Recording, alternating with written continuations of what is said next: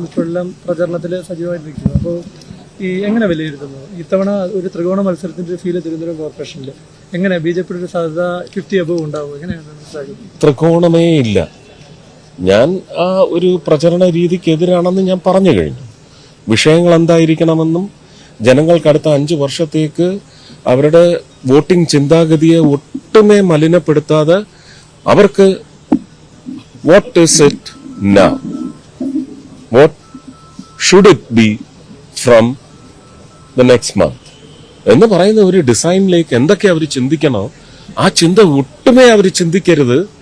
നമ്മൾ അങ്കലാപ്പിലാവും എന്ന് മനസ്സിലാക്കി ചില പാഴ് വസ്തുക്കളെ എടുത്ത് പ്രചരണത്തിനിടയ്ക്ക് മലിനപ്പെടുത്താൻ വേണ്ടി ഉപയോഗിക്കുന്നതിനായിരുന്നു ഞാൻ എതിര് നിന്നിരുന്നത്. എതിരല്ല, അത് അവരുടെ അവകാശമാണ്, ചെയ്തോട്ടെ. പക്ഷെ ഞാൻ അതിനില്ല എന്നാ പറഞ്ഞത്. അപ്പൊ ഡെവലപ്മെന്റ് തന്നെയാണ്. ഒളിമ്പിക്സ് ഭാരതത്തിലാണ് വരുന്നത്. തിരുവനന്തപുരത്തിനും തൃശ്ശൂരിനും ആലപ്പുഴയ്ക്കും എല്ലാ 14 ജില്ലകൾക്കും അതിന്റെ പങ്കാളിത്തം വേണം. അതിപ്പോ കാസർഗോഡ് ഇത് വന്നു കഴിഞ്ഞാൽ മംഗലാപുരത്തിനും കണ്ണൂരിനും വയനാടിനും അതിന്റെ ഗുണമുണ്ടാവും. റവന്യൂ ഇൻഫ്ലോ എന്ന് പറയുന്നത് നിങ്ങൾക്ക് അറിഞ്ഞൂടെ? അതിന്റെ പേരിൽ ടൂറിസം നടക്കില്ല, അതിന്റെ പേരിൽ ഒരുപാട് ഫുഡ് സെയിൽസ് നടക്കില്ലേ, കൾച്ചറൽ എക്സ്ചേഞ്ച് നടക്കില്ലേ അതിന്റെ പേരിൽ? അല്ലാതെ സ്പോർട്സ് ഇവന്റ്സ് മാത്രമാണോ നടക്കുന്നത്? അന്താരാഷ്ട്ര സമൂഹം വരുമ്പോൾ അവർക്ക് ഇൻഫർമേഷന്റെ പേരിലും എന്റർടൈൻമെന്റിന്റെ പേരിലും അവരുടെ new experiences of life in A sister country or A brother country, ഇതൊക്കെ സമ്മാനിക്കാൻ നമുക്ക് നമ്മുടെ സംസ്കാരം എന്ന് പറയുന്നത് അത്രയും വിപുലമായ സംസ്കാരമല്ലേ? ഇതിന്റെ എല്ലാം ഷോക്കേസിംഗും വരില്ലേ? ഇതിന്റെ എല്ലാം എക്സ്പോസിഷൻ വരില്ലേ? ഇതെല്ലാം റവന്യൂ ജനറേറ്റിംഗ് അല്ലേ?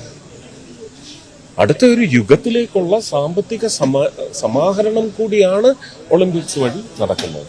അപ്പൊ അങ്ങനെ ഒരു ഡ്രീം എക്സ്പോസ് ചെയ്യുമ്പോൾ അതിനെ ഡൈല്യൂട്ട് ചെയ്യുന്ന, അതിനെ ഡാമ്പൻ ചെയ്യുന്ന രീതിയിലുള്ള അത് ഒരു രാഷ്ട്രീയക്കാരനും നല്ല. എന്തുകൊണ്ടാണ് ഈ സ്വർണവും അഭീതവും ജനങ്ങളെ ബാധിക്കില്ല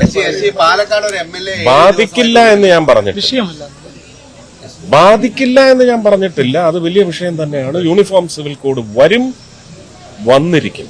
വരുന്നതോടുകൂടി അതിനൊക്കെ ആ ആത്മവിശ്വാസമാണ് എനിക്ക്. ആ ആത്മവിശ്വാസമാണ് ഈ രാഷ്ട്രത്തിന്റെ ഭരണകർത്താക്കളിൽ വിശ്വാസമർപ്പിച്ച് ഇപ്പോഴും ഈ തദ്ദേശ ഭരണ തെരഞ്ഞെടുപ്പിലെ വോട്ടിന് പോകുന്ന ആൾക്കാർക്കും ആ വിശ്വാസമുണ്ട്. അല്ല, ഞാൻ ചോദിച്ചതല്ല. അതായത് ഇപ്പോ തെരഞ്ഞെടുപ്പിന്റെ ഒരു പീക്ക്, പ്രചാരണത്തിന്റെ പീക്ക് ടൈമില് അതാ ഞാൻ പറഞ്ഞത്. അതിനെല്ലാം ഉത്തരം വരാൻ പോകുന്നത് UCC വഴിയാണ്. ഞാൻ ഈ പറഞ്ഞത് ബുദ്ധിയുള്ളവർക്ക് മനസ്സിലാവും. ഈ പറയുന്ന കാശ് പറ്റി എന്ത് പറഞ്ഞാലും ഉടനെ അതിനെ എടുത്ത് പൊതിയാനോ ചവിട്ടി താഴ്ത്താനോ ശ്രമിക്കുന്നവർക്ക് മനസ്സിലാവും. പക്ഷെ അപ്പൊ അവരുടെ രാഷ്ട്രീയ ഉദ്ദേശം നടക്കത്തില്ല. ബിജെപി നേതാക്കന്മാർക്ക് കോർപ്പറേഷനിലേക്കുള്ള പ്രകടന പത്രിക പോലും തയ്യാറാക്കാൻ അറിയില്ലെന്നാണ് വിദ്യാഭ്യാസ മന്ത്രി കഴിഞ്ഞ. അതൊക്കെ അവരുടെ പ്രചരണമല്ലേ, അവർക്ക് അങ്ങനെ പറ്റൂ. കേരളത്തിൽ എവിടെ വേണമെങ്കിലും വരാം. പക്ഷെ നമ്മൾ വികസനം, സബ്കാ സാത്ത്, സബ്കാ വിശ്വാസ്, സബ്കാ പ്രയാസ്, സബ്കാ വികാസ് എന്ന് പറഞ്ഞാൽ ആലപ്പുഴയുടെ നിലവിലെ അവസ്ഥ എന്താണെന്ന് നിങ്ങൾ ആലോചിക്കുക. തിരുവനന്തപുരത്തുകാർ പറയണം, നമുക്കിന്ന് മെഡിക്കൽ രംഗത്ത് എന്തൊക്കെ ലഭ്യതകളാണ് ഇവിടെ ഉള്ളത്? തൃശ്ശൂരിനും ഉണ്ടല്ലോ. ഞാൻ ചോദിച്ചോട്ടെ, തൃശ്ശൂര് ചരിത്ര രാഷ്ട്രീയ രചനയാണ് നടത്തിയത് തൃശ്ശൂരിലെ ജനങ്ങൾ. അങ്ങനെയാണെങ്കിൽ അവർക്കല്ലേ ഇത് അവകാശപ്പെട്ടത്? ഞാനത് പറഞ്ഞിട്ടില്ലല്ലോ. ഞാനൊരു നിലപാടാണ് പറഞ്ഞത്. ആലപ്പുഴയിൽ അത് കൊണ്ടുവരുമെന്നല്ല ഞാൻ പറഞ്ഞു. ആലപ്പുഴയിലാണ് യോഗ്യമായി വരേണ്ടതെന്ന് 2015 ഞാൻ രാഷ്ട്രീയത്തിലോ പാർലമെന്റിലോ വരുന്നതിന് മുമ്പ് പ്രധാനമന്ത്രിയോടും JP നഡ്ഡാജിയോടും പറഞ്ഞിട്ടുണ്ടെങ്കിൽ ആ നിലപാട് ഞാൻ വ്യക്തമാക്കിയതാണ്. കേരളത്തിൽ എവിടെയായാലും വന്നോട്ടെ, പക്ഷേ സബ്കാ സാത്ത് സബ്കാ വികാസ് എന്ന് പറയുന്ന ചോദ്യം ഞാൻ എൻ്റെ പ്രധാനമന്ത്രിയുടെ മുമ്പിൽ വെക്കും. അതിൽ ആ സബ്കായിൽ ആലപ്പുഴക്കാരില്ല. ഇനി അതിന് സാങ്കേതികമായ എന്തെങ്കിലും തടസ്സമുണ്ടെങ്കിൽ പിന്നെ ആ സബ്കായിൽ BJPയും ഞങ്ങളുടേതാണ് എന്ന് നിശ്ചയിച്ച് തൃശ്ശൂർക്കാർക്ക് ഇല്ലേ? ഈ ചോദ്യമൊക്കെ വരും. അതിന് രാഷ്ട്രീയം ഒരിക്കലും തടസ്സമാകും. അതൊക്കെ എന്താണ് ശാസ്യമായ, എന്താണ് അനാശാസ്യത്തിനെതിരെ അങ്ങനെയല്ലേ അല്ലേ? അനാശാസ്യ രാഷ്ട്രീയത്തിന് കുട പിടിക്കുന്നതല്ല, ശാസ്യ അങ്ങനെയാണോ അതിന്റെ പ്രയോഗം? അങ്ങനെയാണോ? എനിക്കറിയത്തില്ല. ശാസ്യമല്ല, അതൊക്കെ ചോദിക്കാം നമുക്ക്. അത് ആ ചർച്ച ഉണ്ടാവുന്നു. പൊളിറ്റിക്കൽ ഇതിലൊന്നും സംസാരിക്കുന്നില്ല, വിവാദങ്ങളിലൊന്നും. എന്റെ ഇലക്ഷന് ഞാൻ വീണ്ടും ചോദിക്കുക, എനിക്കിത് പിന്നെ ഓർക്കുന്നത് തന്നെ ഇഷ്ടമല്ല. എന്തൊക്കെയാണ് ഇപ്പൊ ചെമ്പ് തോണ്ടി നടന്നവന്മാരൊക്കെ എവിടെയാണ്? വല്ല കാര്യം ഉണ്ടായോ? ചെമ്പ് പറഞ്ഞു, കലാമണ്ഡലം ഗോപിയാശാൻ പറഞ്ഞു, RLV രാമകൃഷ്ണൻ പറഞ്ഞു, പിന്നെ എന്തൊക്കെയോ പറഞ്ഞു.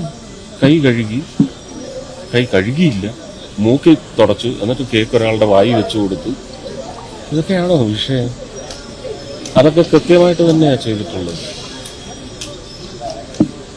ചില കാര്യങ്ങൾ ചെയ്യുമ്പോൾ നമുക്ക് ശുദ്ധി വേണമെന്ന് നമ്മളെ കോവിഡ് കാലത്തല്ലല്ലോ, അതിന് മുമ്പ് ഫുട്ട് മൗത്ത് പഠന വിഷയമല്ലേ, സിലബസിലുള്ളതല്ലേ, സ്കൂൾ കുട്ടികളെ പഠിപ്പിക്കുന്നില്ലേ? അവർക്കിപ്പോഴും ഈ അയിത്തം ഉടനെ കൈ കഴുകി അതിലേക്ക് സ്ക്രിപ്റ്റ് ചെയ്യാനാണ് അവർക്ക് ഇഷ്ടം. That is not the loyal script of the country. ഈ രാഹുലിന്റെ വിഷയമൊക്കെ ഇലക്ഷനിൽ സ്വാധീനിക്കും.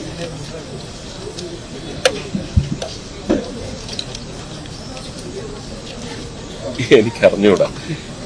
ഒരു തോളി കൈവച്ചതിന് നിങ്ങൾ എല്ലാവരും എന്റെ ഒറ്റുകാരില്ലേ? എന്തായി? ജനങ്ങളെ തീരുമാനിച്ചു.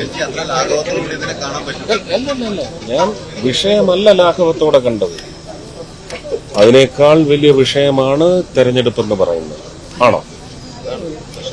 ജനാധിപത്യ ക്ഷേത്രത്തിലേക്കുള്ള തെരഞ്ഞെടുപ്പാണ്. അതിലെ നിശ്ചയം എന്ന് പറയുന്നത് ഈ വഴിയാണോ വരേണ്ടത്? അത്രയും ഞാൻ ചോദിച്ചുള്ളൂ. വലിയ വിഷയമാണ്. ആ പെൺകുട്ടി എന്ന് പറയുന്നത് എന്റെ വീട്ടിലെയും പെൺകുട്ടിയാണ്. അതിലൊന്നും ഒരു തർക്കവുമില്ല.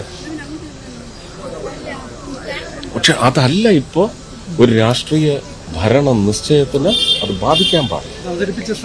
അത് അല്ല, അതും ഞാൻ പറയുന്നത്. സമയം എന്ന് പറഞ്ഞാൽ ആ പെൺകുട്ടിക്ക് ഇലക്ഷൻ ആയതുകൊണ്ട് നിഷേധിക്കാൻ പാടാം. അതും നമ്മൾ പറഞ്ഞു. നമുക്ക് ഇലക്ഷന്റെ നിശ്ചയത്തിലേക്ക് വരുന്ന തെരഞ്ഞെടുപ്പ് രാഷ്ട്രീയത്തിൽ നമ്മൾ ഇങ്ങനെയുള്ള വിഷയങ്ങൾ അതിനെ ബാധിക്കാൻ പാടില്ല.